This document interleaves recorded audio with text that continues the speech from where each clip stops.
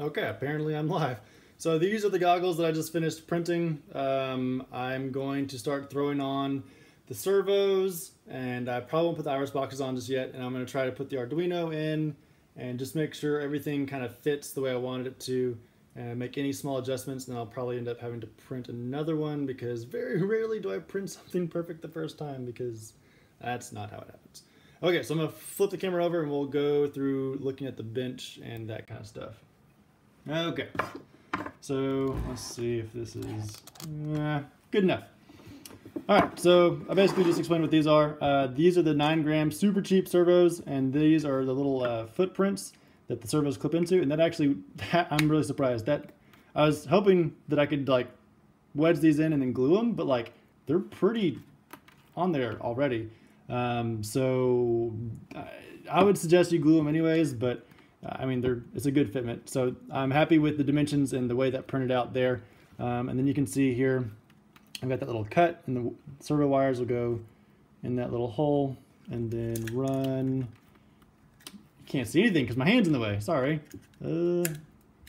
Struggling here. You know, you get the idea. Like that into like this compartment. And then, so, okay, this is an Arduino on a USB drive almost. It has, I forget how many digital and analog outputs, but it has plenty for this project. And so I really like it because you can just plug it right into USB to program it, unplug it, and then solder in your pins and you're ready to rock and roll. But I printed this spacing just enough for it to slide in, and then I can have easy access to the pins. I don't know if you can see that. Is it an A-tiny? Dude, I bought this like honestly probably 2 or 3 years ago. I don't know what it is. It has the maker symbol ROHS. It has a it's a DigiSpark. It says it right there. DigiSpark. I don't know if you can read that. Anyways, so yeah, it slides in there really well. That fitment is really good. It actually might be a little bit too tight. I mean, it's not. It like easily slides in and slides out. But if I'm going to be running wires and stuff, I might need a little bit more room. So, yeah, I'll probably open that up just a tad. And then, of course, I've got the hole there for the other servo to run into that. I don't know if y'all saw the short little video I had earlier where I just kind of was like playing with this and just to make sure that the proof of concept would work with these servos, that they were strong enough and all the jazz. It worked really well. But I'm basically going to download the original iris box, which this, again, it still gives me the giggles doing this because it works so well and it's just such a cool mechanism. It has a flat base, nothing really, there's the pedals, but those pedals don't really need to stick out. So what I plan on flush mounting this with like probably a couple of dabs of hot glue, just like very technically just like that. But I'll line up the holes, and then that'll kind of help me get it centered on this way. And then once everything is glued on, then I'll be able to run my servo horn and a wire to. I'm gonna probably just download the original iris box and not use this one because this tab is super brittle and I don't really like the way these bumps and all. It works, but I'm not a fan, so I'll probably do another remix specifically to go with my goggles. That way I can just have like an entire thing and you're not downloading someone else's files. But yeah, I'll probably do like a little bit of a more hardy connection or mechanical hook or eyelet for the wire to run through.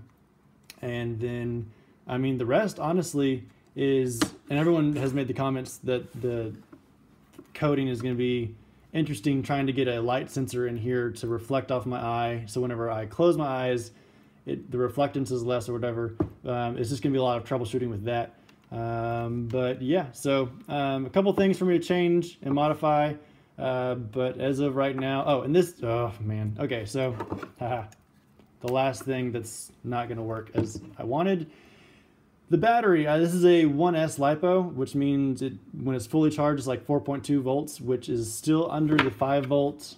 I don't think this can run off 3.3 volts. I need to check. If it does, then sweet, we're golden. But the servo runs off 5 volts. I need to figure that out. That fits, but it does not fit on your face. I am an idiot and didn't really consider that. I don't know, I might do a battery mount to the strap. That might be like the most elegant way to do that. I really wanted a battery mounted inside the goggles. Y'all let me know. Do you think that's something that I need to like, I can play with the models and see if I can like angle it or like get it, you know, like to fit in there just enough so that you can put it on your face and it not bother you. But if y'all think that, oh yeah, just put it on the strap, it's no big deal, then we'll go that route and it'll save me some trouble. But yeah, so we're making some progress, and I guess I've got a couple people lined up. People keep asking me if I need help with the code, which I said I did need. They're willing to help, and I really appreciate that. But I've got a few people lined up that are already kind of signed up to help me with the code, that I'm going to be working with them. But I'm going to have other projects, so if I really do appreciate y'all offering to help, and definitely if you ever have like advice or expertise in something that I do not, please offer to help, because I'm always looking for people to work with to make things cooler than what I can just do on my own. All right, so I guess that will end this live stream, and we'll probably come back with another video later on when I have everything mounted up and kind of having at least the servos working, and we'll go from there. All right, guys, appreciate it.